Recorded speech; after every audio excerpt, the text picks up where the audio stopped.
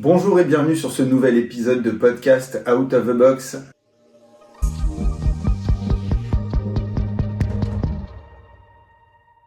Aujourd'hui, j'ai le plaisir d'accueillir un nouvel artiste. Encore une fois, en ce moment, on a eu une vague d'artistes sur le podcast. Alors, quand je dis artistes, on a eu vraiment toute forme d'art qui se sont présentés, du vêtement au spectacle, à la musique, on a eu l'équitation, etc., etc. Donc aujourd'hui, un nouvel artiste pour vous, Carrie, qui vient nous parler de Nous Musique France. Je t'en prie, Carrie, est-ce que tu peux te présenter? Yes, merci Josselin pour l'invitation. Alors moi je m'appelle Carrie, je suis originaire de Troyes. Je suis en premier d'abord professeur de musique, puisque j'enseigne dans différentes écoles qui sont à Troyes, donc Aix-en-Othe, bonjour, Saint-Julien, pour Sainte-Marie, et puis si je n'oublie pas Saint-André. Ok. Donc je fais des percussions. Donc c'est vraiment tout mon parcours tourne autour de la percussion, que ce soit de le faire, donc au niveau de ma carrière artistique avec mon nom qui s'appelle aussi Je suis Carrie. Mais également aussi l'enseigner, donc avec le fait d'être professeur, et également du coup d'inspirer les autres personnes et donc de les accompagner. Et là c'est plutôt la partie Nous Musique France. Donc Nous Musique France à la base c'était un label qui est devenu finalement une agence, puisque on a remarqué au début on était deux. On avait remarqué que c'était important d'accompagner les gens, parce que nous on voulait tout de suite aller dans le cœur du métier. Du coup c'est la création pure et voilà, on développe, etc. Mais on a remarqué que les gens, avant d'être dans ce pas-là, il y avait un gros travail à faire. Et c'est quelque chose que moi, aujourd'hui, j'apprécie faire. Vraiment commencer au début et d'essayer d'encourager les gens à poursuivre un peu leurs rêves. Mais quand tu dis les gens, aujourd'hui, donc, tu voulais faire un label. Donc un label, c'est pour les gens qui sont déjà musiciens. Exactement. Accomplis, quoi, musiciens, chanteurs ou peu importe. Vous faites déjà artiste, quoi, quand on cherche un label.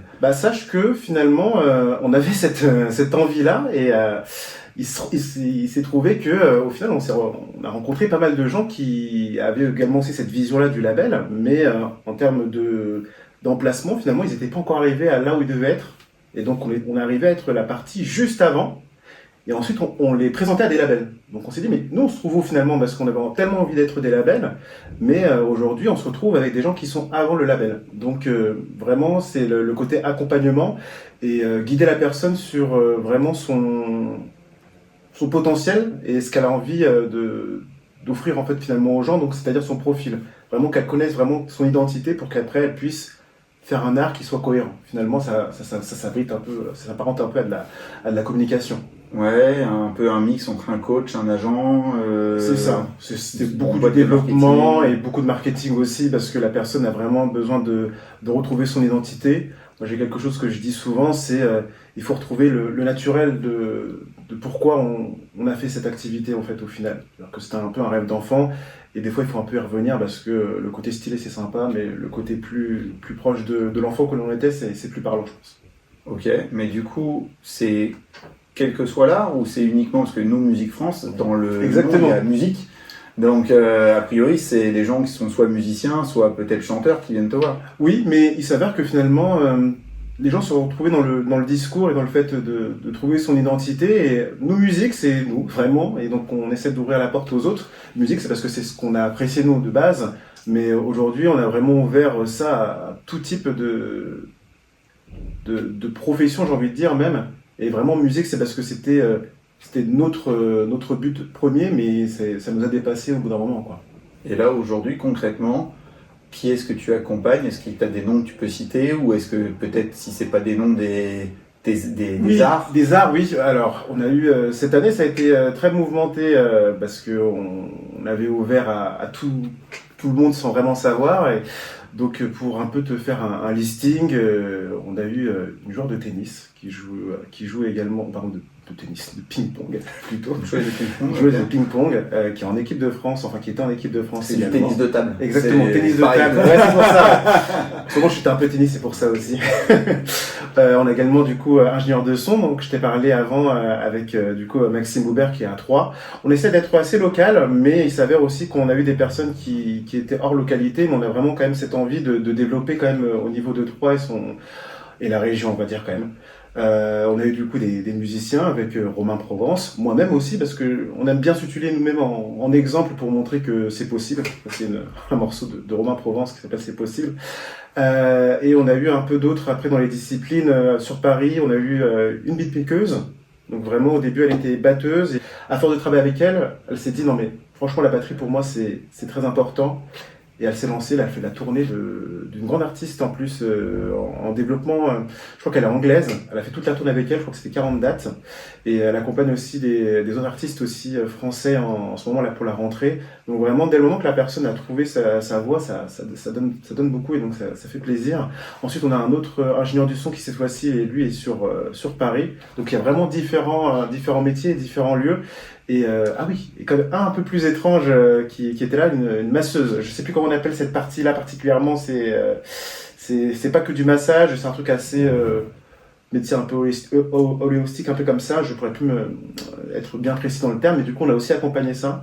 Où la personne avait d'abord son cabinet en location et puis elle a acheté, elle a fait ça pratiquement en bas de chez elle, vraiment. Et il y a quelque chose de plus proche parce qu'elle voulait que ce soit quelque chose où les gens voient le lien qu'elle a avec non seulement le lieu mais sa discipline, et c'était autour des femmes, et pour le coup elle a réussi à vraiment bien créer ça et à donner cette identité là. Elle s'est dit autant le faire pour moi et en achetant vraiment le lieu aussi quoi. Donc D'accord. Et donc, nous, Musique France, c'est quoi la plus-value à apporter à ces gens-là globalement? Parce que tu me parles de marketing, tu me parles de l'art en lui-même. Bon, j'imagine que tu n'as pas enseigné à ta joueuse de tennis de table comment tenir la raquette.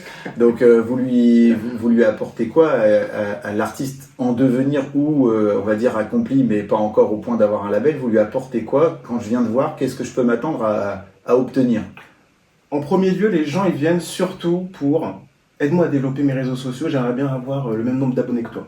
Ça, c'est un peu le truc de base, c'est cool, t'as plein d'abonnés, j'aimerais bien avoir autant d'abonnés que toi. Donc ça, c'est vraiment la première ouverture, et on lui dit, ok, on est parti. Les premières semaines, je leur donne mon rythme de comment je fais moi mon rythme, et comment j'ai développé l'ensemble. Et très vite, ces 2 premières semaines-là sont catastrophiques, parce que c'est très dur de suivre la cadence. Parce que en fait, il y a les idées et puis il y a la réalité. Donc des fois on a des bons concepts et tout ça, on se dit que ça va bien marcher et tout, et on se confronte le concept n'est pas aussi facile à mettre en place, parce que les gens ont tendance à être un peu des réalisateurs, des grands réalisateurs, donc avec des belles images dans la tête, mais en réalité avec un portable c'est très difficile d'arriver à ce concept-là. Et les gens ont des très bonnes idées aussi, je vais parler de ça, etc., etc. Mais en fait finalement, face caméra, et quand on retrouve l'image après avoir enregistré, les gens se disent c'est bizarre, c'est pas trop moi. C'est dur de se voir. C'est dur de se voir, de s'entendre. Exactement. Moi, les podcasts, je suis jamais satisfait, donc je les regarde plus.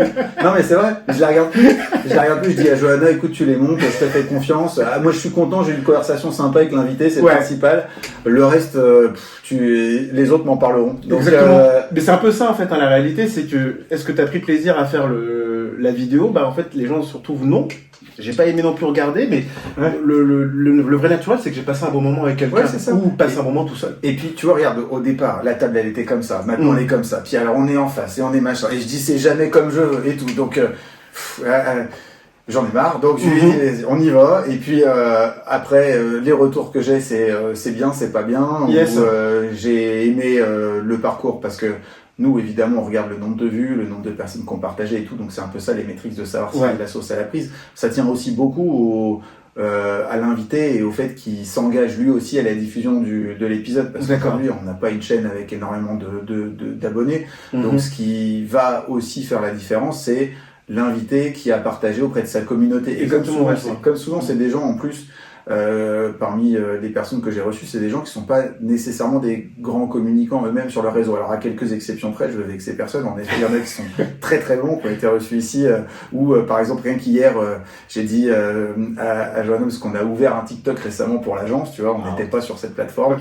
Et je lui dis tiens, regarde, il y a William qui est venu ici, il a mis un short de l'interview qu'on a fait avec lui sur TikTok. Je le retrouve sur son TikTok. Alors que nous, on vient de débarquer sur TikTok, tu vois. Donc en effet, il y en a qui sont bons, mais il y a la majorité des gens qui sont pas des très grands communicants sur les réseaux sociaux, en tout cas pas au point d'avoir des dizaines de milliers d'abonnés sur Instagram, par exemple, qui est un peu L'objectif un peu, les fameux 10K. Faut passer les 10K, Exactement. Puis une époque, c'était simplement 2000, quoi. C'est ça qui est incroyable. Avant, à 2000, t'étais l'impression d'être le roi du pétrole. Maintenant, c'est 10K. Maintenant, c'est 10K pour être quelqu'un. Et voilà. Donc, bon, si on regarde bien, voilà, la mayonnaise prend essentiellement avec les partages et le fait que ces gens-là ont une communauté, puisque c'est des passionnés. Donc, en fait, automatiquement, ouais. voilà, les gens qui sont passionnés et qui parlent de leur passion, touchent automatiquement plus facilement les gens qui les suivent pour cette passion, que ce soit l'équitation, l'art. Après, on a des gens qui sont venus nous parler de métiers concrètement. J'ai un ami qui est commissaire-priseur qui est venu passer une des vidéos qui a Léo, marché. Alors non, c'est pas Léo, c'est Geoffroy. Ok. Mais c'est Boisseau-Pomez, donc c'est la même, c'est la même maison, donc celle de Troyes. Mm-hmm. Et puis j'ai Édouard qui est venu du Château de Vaux. Okay. Sur comment il est devenu châtelain et acquis à château, etc. Et donc ça aussi, c'est des choses qu'on bien fonctionner parce que ça rend les gens curieux, tu vois. Bah oui, oui. Et c'est, tu vois, tu viens nous parler de ce que tu fais, mais en fait, c'est l'histoire aussi des gens et c'est comment ils en sont arrivés là. Et c'est ça que j'ai besoin, tu vois. Et c'est pas évident. Donc quand tu me dis, moi demain, je viens voir Carrie, nous Musique France. Je suis pas nécessairement musicien, qu'est-ce que tu m'apportes? Si tu me dis je peux te promettre de dépasser les 10K d'abonnés, ça c'est une belle promesse. C'est une belle promesse. Ça, si vous venez le voir pour voilà, ça c'est une belle promesse. Et là ça connecte. Ouais. Après dans les personnes que l'on suit, on a des belles victoires parce qu'on débute souvent sur TikTok parce que c'est là-dessus on peut avoir les résultats très rapidement pour les gens et puis les gens sont moins stressés.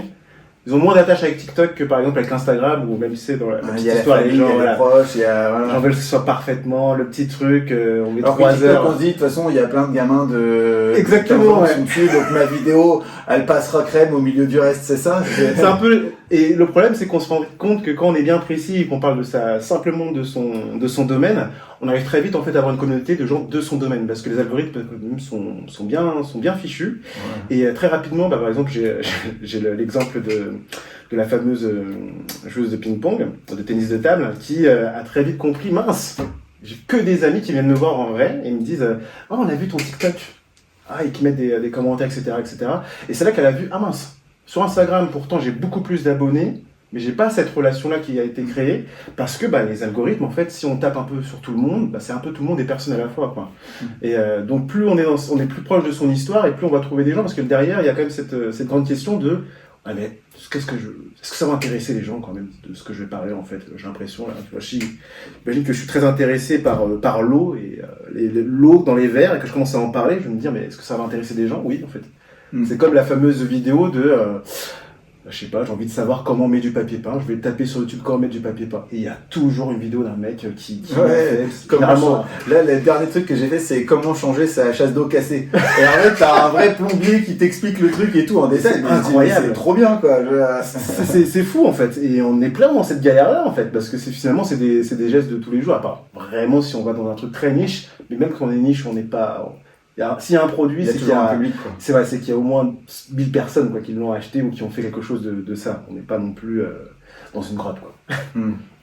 Et donc toi, tu aides les gens à trouver ça pour construire une communauté. Exactement. Le but, c'est vraiment, on s'est dit que le premier levier, ça c'est donc on a eu ça avec les vrais artistes musiciens de base. On s'était dit que le premier levier, c'est lui qui permet vraiment à être dans la balance dans les négociations avec des labels ou autres, c'est d'avoir une communauté, c'est d'avoir non seulement un produit, et donc des musiques, je ne vais pas dire produit, mais bon, c'est pour tout le monde, donc un produit, mais également une identité et une communauté. Et on s'est avéré que finalement, dans ce triangle, celui qui est le plus fort, c'est finalement la communauté.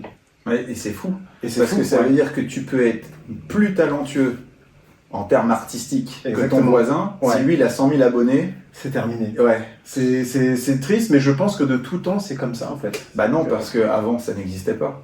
Donc avant, on te repérait, t'étais personne, et c'était le label qui faisait de toi quelqu'un. Alors que maintenant, c'est vrai. Il faut que tu existes sur la scène publique pour que le label, il se dise, comme on va promouvoir quelqu'un qui a déjà sa fanbase, nous aussi, ça nous fait de la promo. Alors qu'avant, ils prenaient des gens random qui étaient inconnus, et parce qu'ils avaient la voix, parce qu'ils avaient la gueule, parce qu'ils avaient... Ouais, parce que ça, je trouve que c'est des points super importants, parce que ce que tu viens de dire, ils ont une voix, ils ont une gueule, etc. Ça, c'est quelque chose dans l'information qu'on met vraiment un accent c'est qu'il y a un potentiel de rassembler des gens. C'est-à-dire qu'il faut quand même avoir quand même une qualité pour pouvoir rassembler des gens. Ça, c'est obligatoire. Et je pense que les personnes qui allaient sur le terrain pour voir et tout ça, tu vois, c'est un peu comme en ce moment le stand-up, c'est la folie. Il y a tellement de monde, mais il y en a qui ont vraiment une capacité à rassembler, que ce soit par rapport à comment ils racontent une histoire, l'histoire en elle-même, ou bien sûr physiquement ce qu'ils dégagent. Et donc je trouve que ça, c'est quand je dis voilà de pouvoir à créer une communauté, c'est plutôt cette capacité à la créer plutôt que de l'avoir. Donc ouais, je trouve que c'est le point le plus important. Ouais.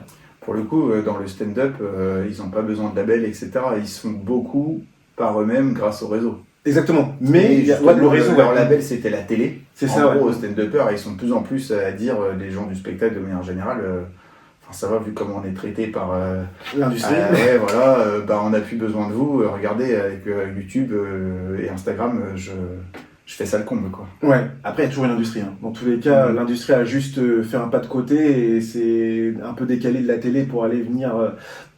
Pour le stand-up, on va quand même dans les salles de dans les salles de spectacle, je pense, pour les managers et tout ça, pour découvrir quand même.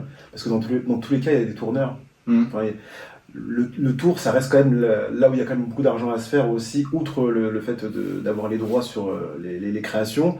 Mais tourner, ça reste quand même le cœur du métier, que ce soit pour les artistes ou pour tout autre métier créatif. Et ça, si tu veux que les salles te soient ouvertes, etc., tu peux pas t'affranchir de... Ouais, c'est très compliqué parce que finalement, c'est une perte de temps pour le créateur que d'appeler. Je pense que Johanna, c'est très bien la partie organisation, de gérer les plannings, etc., etc. C'est très compliqué, il y a plein de gens.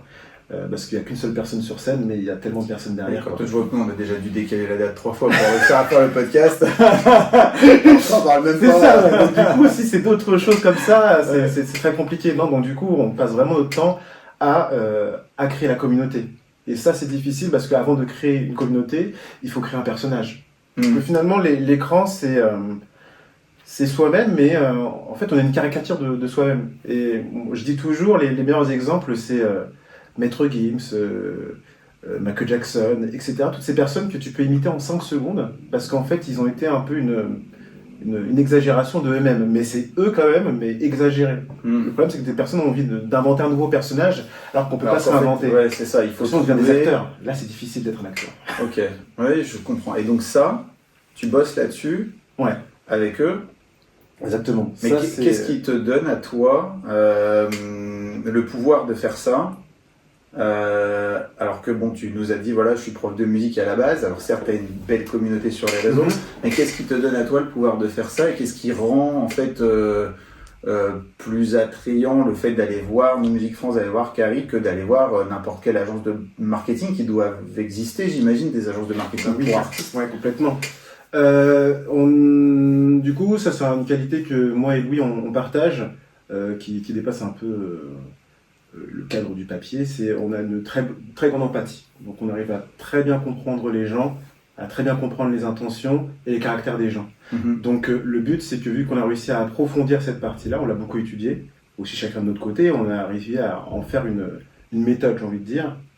Alors, on n'arrive pas encore à la transmettre à d'autres personnes qui n'ont pas notre caractère, ça c'est difficile. Pour ça s'apprend pas. L'empathie, j'essaye depuis longtemps, mais... Alors, ça sera coupé au montage. Ouais, c'est vraiment très difficile, mais ce qui change, c'est que nous, on vient pas imposer notre méthode, c'est pas on t'impose quelque chose, c'est que on va être plutôt à comprendre. Donc on va plutôt être une écoute et à bien comprendre les mots. C'est-à-dire que tous les mots ont une signification, et les mots que tu vas dire sont les mots que tu as choisis toi, et ça a déjà une signification pour nous. Donc de cette base-là, on va pouvoir établir en fait finalement ton profil. Qu'est-ce que dit les mots, qu'est-ce que dit tes gestes, qu'est-ce que dit ta personnalité. Et en fait, le but, c'est juste de pouvoir qualifier, parce que généralement, les gens savent qui ils sont, mais ils ont du mal à le qualifier. Et donc, le but, c'est de trouver à travers les mots qui sont dits par la personne, les qualités, les qualificatifs qu'il va pouvoir lui-même définir de lui. Et donc, ça va être finalement, on va faire beaucoup d'histoires concrètement. On va étudier le passé de la personne, son présent, son entourage, etc., parce qu'en fait, les réponses sont déjà dans l'histoire, parce qu'en fait, au final, les réseaux sociaux, c'est une histoire. Et en fait, on est en train de construire au fur et à mesure des rendez-vous que l'on fait avec la personne, sa propre histoire, sur laquelle il va pouvoir s'appuyer pour raconter son histoire avec son verre d'eau. Mais ça vient pas de nulle part si tu parles du verre d'eau. Et nous, l'important, c'est de comprendre d'où vient cette idée-là. C'est pas qu'une idée qui vient de nulle part. Et c'est de trouver finalement le rapport entre le passé, le présent et l'objectif pour essayer de trouver une histoire et une combinaison qui peut être intéressante et surtout propre à la personne et très naturelle. Il faut que ce soit naturel. Ce qu'on appelle dans le jargon le storytelling. Exactement, le fameux story. Tout est de l'anglicisme maintenant, c'est grave, moi je trouve. Mais oui, c'est vraiment du storytelling à la fin, quoi. Le but, c'est de pas devenir Stanley Kubrick non plus, mais c'est vraiment de simplement se retrouver. C'est un peu une séance aussi de psy, hein. Je vais pas vous cacher, ça ressemble beaucoup à du psy. On rigole beaucoup, on pleure aussi.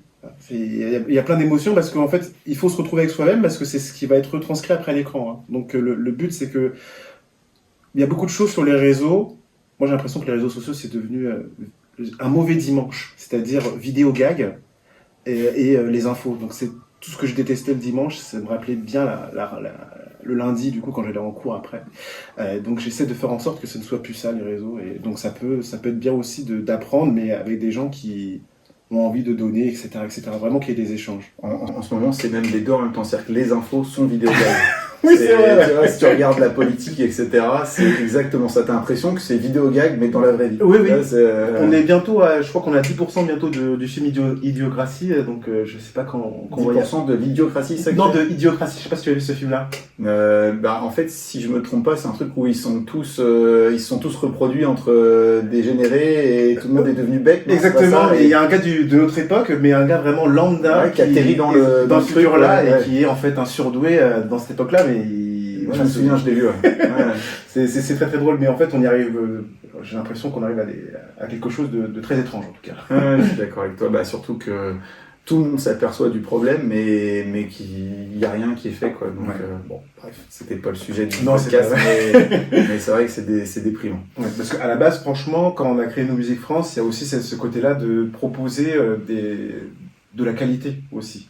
Alors bien sûr, les réseaux c'est de la quantité, mais déjà c'est bien. On est quand même arrivé à quelque chose où même les réseaux ont dit bon, ce serait bien maintenant de passer un peu à de la qualité entre guillemets, parce qu'on reste quand même sur des choses qui durent entre 20 et 30 secondes, c'est pas très complexe non plus, mais d'avoir ce côté-là plus qualitatif, c'est quand même engageant sur quelque chose d'un peu plus positif. Alors c'est que 1%, mais c'est déjà ça. En fait, le truc c'est qu'il y a ça de créateurs de contenu pour ça de consommateurs, quoi.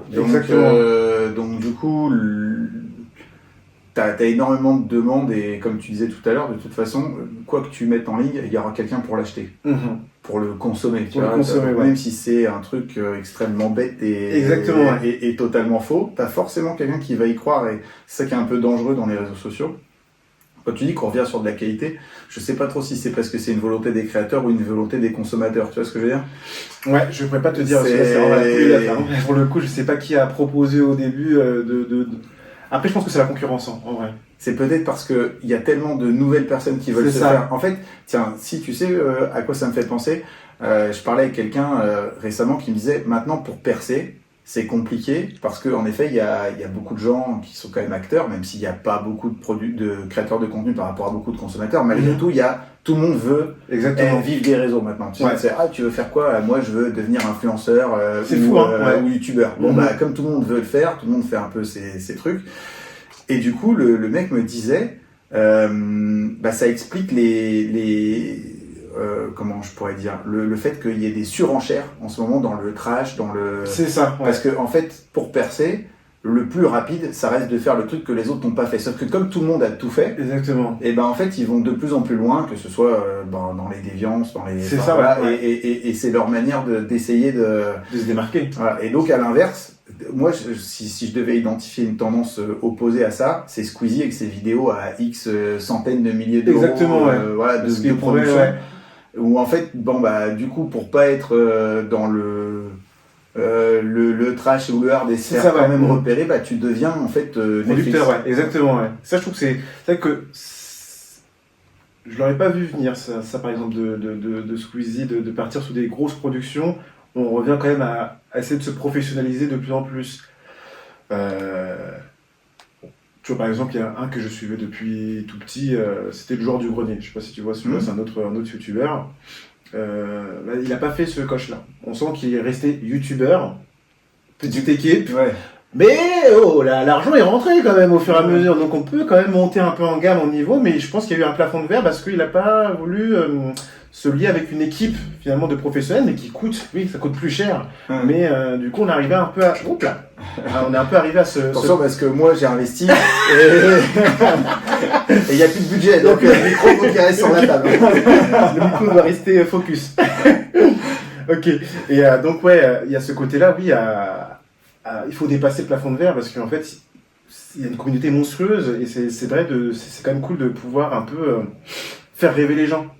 Et puis, tu as peut-être ce truc aussi de quand tu es un Squeezie ou quand tu es un joueur du grenier, où, en fait, ta communauté, elle a vieilli avec toi. Donc, exactement, les attentes, elles ont changé. Et certes, tu peux, parce que tu te renouvelles un peu, etc., tu fais rentrer des nouvelles personnes.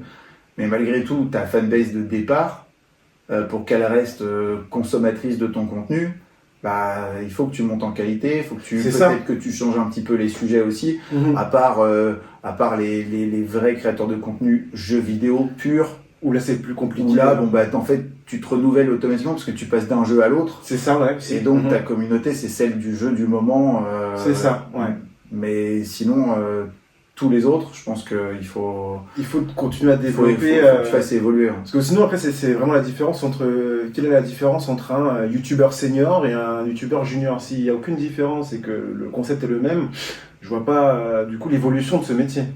Or, là, on voit bien qu'un senior, c'est par exemple Squeezie, un junior ne pourra pas faire comme Squeezie. C'est marrant parce que Squeezie, c'est quand même un gamin. Exactement. Mais c'est un youtubeur senior, quoi. C'est un youtubeur senior. En même temps, c'est comme Nino qui a commencé la rap à 10 ans, quand t'as 22 ans, t'as déjà 10 ans de métier quand même dans le cas, quoi. Donc bon, c'est étrange, mais on accepte, quoi. Après, c'était c'est un nouveau métier, j'ai du mal de dire métier, mais en tout cas c'est une nouvelle discipline, quoi. Ça apporte de l'argent. T'as quel âge, toi? Moi j'ai 34 ans. 34 ans, t'es comme moi, t'es un vieux en fait. Bah oui, on est des vrais vieux, Vraiment. Et parfois tu regardes justement tous ces créateurs et tu te dis, mais en fait, qu'est-ce que je fous? Tu sais, ça te donne pas parce que parfois tu te dis, merde, à 19 ans, 20 ans, 21, 22 ans, il a fait des trucs de dingue, il a réussi à percer. Alors, moi je regarde plutôt que des créateurs, je regarde surtout des entrepreneurs aussi. Ouais. Parce que c'est plus mes gourous, c'est plutôt les jeunes qui ont créé des boîtes, qui ont réussi à faire peut-être des premiers exits, donc c'est vendre sa boîte, etc. Tu vois. Et je dis il a 10 ans d'avance sur moi, mince, tu vois. Ça te met, t'as jamais cette pression. Je me dis toujours, après ça dépend de l'objectif. Moi, tu vois, vu que je suis à ce côté-là un peu de comment léguer des choses, enfin tu vois ce côté un peu prof, avec toujours de comment on fait pour les autres. Du coup, je me dis, on n'est pas, tu vois, il faut des soldats. Tu vois, je trouve que c'est des soldats, c'est des gens qui vont faire rêver. Mais une fois que la personne a ce rêve-là, il faut bien quelqu'un pour l'accompagner. Donc moi, je suis plutôt parti, on va dire, de la deuxième vague, quoi. Ceux qui sont là, enfin plutôt même l'hôpital, qui est là pour accueillir les gens qui ont envie. Qui ont essayé d'être soldats, puis qui s'aperçoivent qu'on prend des claques. Oui, parce qu'en fait, c'est vrai que les gens j'ai observé les gens qu'on suit, ont tous eu une première claque. C'est très difficile d'avoir celui qui a la première énergie, on n'arrive pas à le garder lui. Parce que c'est un fonceur et il n'a pas encore pris le temps d'intérioriser. Puis il voit pas la valeur ajoutée. Exactement, donc c'est peut-être ça aussi, peut-être en priorité, ouais. Mais c'est vraiment ce côté-là de transmettre. Moi je suis vraiment dans la transmission et c'est vrai qu'au fur et à mesure, j'ai trouvé ce public-là, que ce soit en enseignement ou même les gens qu'on accompagne, où ils veulent savoir, mais comment, parce qu'il y a ce côté-là, je suis pas sûr que Squeezie ait pris mon temps que moi j'ai pris de comprendre les choses. Le pourquoi il faut faire ça, parce que j'ai quand même eu plusieurs casquettes, même en tant qu'artiste, tu vois, j'ai pris le temps de faire un master en administration de gestion de la musique, parce que je me suis tellement posé la question de mais pourquoi, comment ça marche finalement l'industrie de la musique, que je suis parti faire des études. Je suis pas sûr qu'un Squeezie il va commencer à se poser la question, il va se dire mais non, mais je vais faire de la musique, et je vais faire de la musique sans me poser de questions, et pousser dedans, tandis que moi j'ai toujours eu le pourquoi facile. Et plutôt que l'instinct pour faire, tu cherches plutôt à comprendre exactement. Et à faire comprendre et à faire faire. Et à faire comprendre. C'est-à-dire que j'ai beaucoup passé de temps à essayer faire comprendre à quelqu'un d'autre, pour lui aussi, ce serait bien que tu le fasses aussi. Alors qu'en fait, le mec, il me dit, mais non, mais toi, fais-le, et moi, je suis derrière toi, et je t'encourage, j'aime beaucoup. Mais moi, j'ai jamais trop aimé ce principe-là, d'être poussé. J'aime bien tirer, moi. Mais donc, pas tirer, hein, sorry.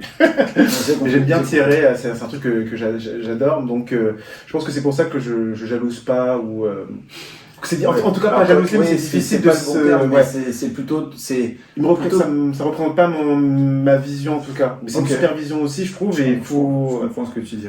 Mais jalouser, c'est pas le bon terme. Non, c'est plus de se dire, c'est créer une frustration parce qu'on voudrait faire plus et plus vite. Exactement. Et du coup, mais c'est une question de personnalité aussi, parce que tu vois, j'ai fait faire un test à l'ensemble de mes équipes lundi, le test MBTI, je sais pas si ça te parle. MBTI, je l'ai fait aussi. Et donc, c'était vachement intéressant parce qu'on l'a fait, et après, on a, en groupe, collectivement, partagé sur nos résultats.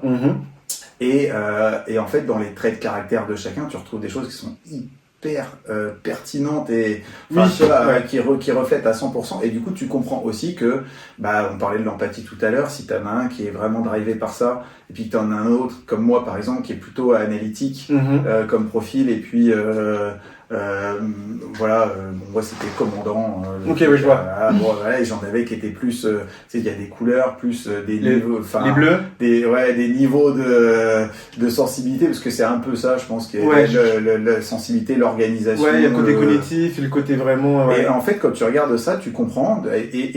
Et je leur disais, en fait, ce qui est difficile, c'est que vous avez vos points forts et vos faiblesses qui sont marquées sur le truc, mais vos faiblesses, vous pourrez jamais... c'est pas parce que c'est marqué faiblesse qu'il faut que ça devienne autre chose qu'une faiblesse. Par contre, ce qu'il faut, c'est conscientiser le truc. C'est ça, et savoir sur quoi on va être bon et sur quoi on va être moins bon pour pouvoir en prendre conscience quand on est en train de communiquer avec quelqu'un.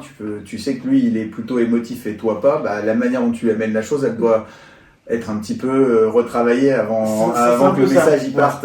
Et c'est ça que je voulais les aider à comprendre, c'était leurs instincts. Parce que entre nous, en interne, pour de la cohésion, c'est important. Et encore plus pour le premier contact que tu as avec ton prospect qui ne te connaît pas. Exactement. Si jamais tu arrives avec ta manière à toi, qui peut être d'ailleurs, parce que l'empathie, c'est aussi un frein sur les relations, surtout quand on est empathique, mais pas seul. Parce que l'empathie, c'est quand normalement tu perçois les émotions des autres. Exactement. Mais c'est pas censé impacter tes émotions.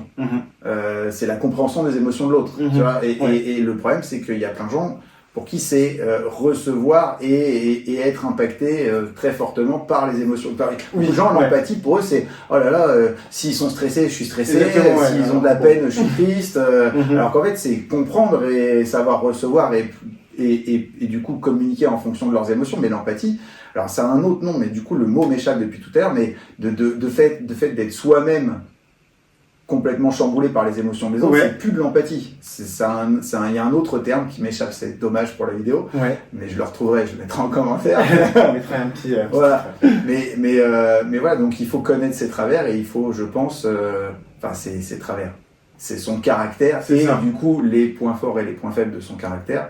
Exactement. Et ça fait partie, j'imagine. Exactement, ça c'est l'un des plus gros points parce que c'est prendre conscience de qui on est en fait concrètement avec ses forces et ses faiblesses. Et comme tu as dit, pour le premier client, pour la première approche, ça va faire une différence. Et c'est ce qui se passe entre la première vidéo où la personne a juste suivi mon programme, a juste suivi mon emploi du temps, etc. Et quand il le fait maintenant en connaissance de toute son histoire, les résultats sont complètement différents. Alors certains ont plus de résultats parce que la niche est peut-être un peu plus libre, parce qu'il y a aussi ce truc-là, si la personne me dit elle veut être dans le jeu vidéo, c'est le temps de décoller. C'est compliqué, c'est bouché on va dire. Mais si la personne elle fait du violon, il y a de la place, il y a vraiment beaucoup de place dans la communauté parce que les gens écoutent de la musique.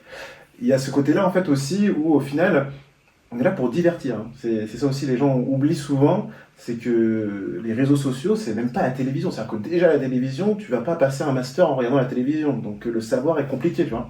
Mais encore pire avec les réseaux sociaux. C'est-à-dire que là, on est encore dans du vrai divertissement. Et les gens ont tendance à trop rendre le côté un peu sérieux. Non, il faut quand même donner de la vraie info et tout ça. Non, on va juste divertir. Et c'est juste une toute petite fenêtre. C'est quelques secondes ou minutes. C'est ça, mais du coup, je comprends parce que quand c'est ta niche, ta passion, tu disais tout à l'heure, tu viens parce que c'est ton rêve d'enfance, t'as envie de donner de la valeur. Alors en fait, parfois les gens ils veulent pas recevoir de la valeur, ils veulent juste du fun, ou une info Ok. Et souvent aussi, un truc qui m'a choqué, mais ça aussi, je le pensais quand quand j'avais fait ma carrière en tant que musicien, je m'appelais encore à l'époque Student K. euh, Quand je faisais mes morceaux, les spectacles et tout ça, il y avait bien sûr le public que je voulais convaincre, mais je me suis dit aussi pour réussir, il faut que j'arrive à convaincre les pros. Et tout le monde a cette phrase-là, il faut convaincre les pros. Alors qu'en fait, les pros, ils attendent juste que tu aies une communauté, en fait, concrètement. Donc, on essaie surtout de réorienter les gens en disant, mais la seule personne que vous devez convaincre, déjà, c'est vous-même en priorité. De ce que vous faites, c'est bien. Et ensuite, le public. Les pros, en fait, n'existeront jamais, en fait. Ou en fait, ils vont venir par le mouvement de foule. Le mouvement de foule, en fait, concrètement. Parce qu'on a comme cette image-là, comme tu disais au début, du manager qui va arriver à ta salle de spectacle et qui va te choisir toi. Je suis pas sûr qu'un jour c'est vraiment existé, ça, en fait. Je suis vraiment pas persuadé. C'est que si déjà t'es dans cette salle de spectacle, c'est que t'as déjà fait un boulot monstrueux, en fait. Donc, c'est pas anodin qu'il soit là aussi. Ok. Bon, est-ce qu'il y a des choses que tu souhaites rajouter sur ton message envoyé aux artistes de manière générale, et est-ce que tu peux apporter aux gens aujourd'hui? Comme message, je pense que on est dans une époque où l'identité est un peu en crise, je trouve. On a vraiment des difficultés à nominer les choses et à trouver finalement notre cœur dedans. Et moi, ce que je conseillerais aux gens, c'est vraiment de faire ce travail-là. Et en fait, ce travail-là, c'est pas un travail finalement introspectif. C'est un travail, je pense, où il faut être actif pour de vrai. C'est-à-dire que dans ta semaine, il faut vraiment que activement tu aies pris le temps de te questionner sur toi, mais avec des activités. Fais du sport, etc., etc. Et c'est sur ces bases-là que tu vas pouvoir, à un moment, si un jour tu as envie de parler ou de vendre un produit ou un service, etc., tu auras des choses à dire, puisque ton activité ne sera pas le centre de ta vie, mais ta vie sera le centre de ta vie, quoi, j'ai envie de dire. Faut pas s'oublier, et c'est en faisant en fait des choses autres que... Exactement. Ouais. On a du coup un YouTube aussi qui s'appelle No Music France, et le truc qu'on fait, c'est que chaque vidéo est finalement dans une chambre, parce qu'en fait notre priorité, c'est que tu sortes de la chambre, parce que beaucoup de gens restent dans la chambre. On passe beaucoup de temps dans la chambre, en fait, surtout les créatifs, ceux qui ont envie de faire des projets, ils passent beaucoup de temps à réfléchir dans la chambre, soit dans l'ordinateur, regarder des vidéos, etc., même lire des bouquins. Mais au bout d'un moment, il faut quand même sortir de la chambre, et ça, c'est vraiment mon cœur de métier, c'est d'aider les gens à sortir de la chambre. Avec moi, on sort de la chambre. Ok, c'est pas mal comme slogan. Est-ce que tu as une actualité à venir que tu souhaites partager? En actualité... La sortie de la musique Joya sur les... Oui, on m'a dit que ça arrivera très incessamment sous peu. Hein. Il faudra rester bien connecté parce que je tease. Il y a eu pas mal d'activités qui ont été faites. En termes d'actualité, il n'y a pas vraiment trop d'actualité parce qu'on est beaucoup en construction en ce moment. On voulait faire des sorties vraiment avec les morceaux à moi en l'occurrence, mais en ce moment on est beaucoup sur la construction de certains de nos clients. Donc restez connectés sur les réseaux sociaux, notamment sur No Music France et sur Joya, parce que c'est très important de suivre les deux. Oui, parce qu'on va bientôt sortir en tout cas les résultats de ce que l'on fait, les suivis, et surtout sur YouTube on va continuer ce qu'on avait débuté pendant les vacances, donc c'est-à-dire les vidéos qu'on va expliquer un peu des parties pour développer les réseaux. Moi j'ai passé des vacances parce que du coup dans les accompagnements que l'on faisait, il y avait beaucoup de personnes qui disaient moi j'ai pas envie de montrer mon visage, etc., etc. Donc moi je suis quelqu'un, je suis assez humble, mais quand on me met des challenges comme ça me booste au maximum, et donc j'ai créé une autre page pendant les vacances où je ne montre pas mon visage. Là, en 2 mois, je suis à 21K d'abonnés sur TikTok, sur Instagram, etc., etc. Enfin bref, c'était juste pour... j'aime bien montrer que c'est possible. J'adore montrer que c'est possible. Moi, j'ai un mec que je connais, alors qui n'est pas du tout à la base un créatif, c'est un geek. Et en fait, il a créé des pages automatisées avec l'IA. Et en fait, l'IA génère du contenu vidéo et des textes, et en fait, même génère les thèmes tout seul, les posts sur des trucs, et avec une voix off qui est faite par IA. Et il a des centaines de milliers d'abonnés sur des pages où il a jamais rien posté en fait. Posté. Non. Ouais. Parce que, en fait, c'est que des vidéos de 30-40 secondes qui sont sur TikTok, qui sont en short sur YouTube, sur YouTube ou sur Insta. Et en fait, comme c'est généré à l'appel, si tu veux, du coup, et c'est d'ailleurs un petit peu le reproche, si je devais donner mon avis sur ce truc, et tu me diras ce que t'en penses, c'est que du coup, tu me dis, on est dans une mouvance où maintenant on fait de la qualité et c'est tant mieux et tout. Oui. Mais c'est un peu le reproche, c'est que pour sortir du lot, déjà qu'avec des créatifs c'était difficile, mais maintenant t'as plus que des créatifs, t'as aussi l'informatique qui crée plus vite que toi, t'as le temps de réfléchir. Enfin, je veux dire, aujourd'hui tu prends ChatGPT tout seul. Rien que tu lui dis, fais-moi mon plan de communication pendant les 6 prochains mois, en 1 minute 30, il t'a sorti quelque chose, en lui disant qui tu es, quel métier tu fais, etc.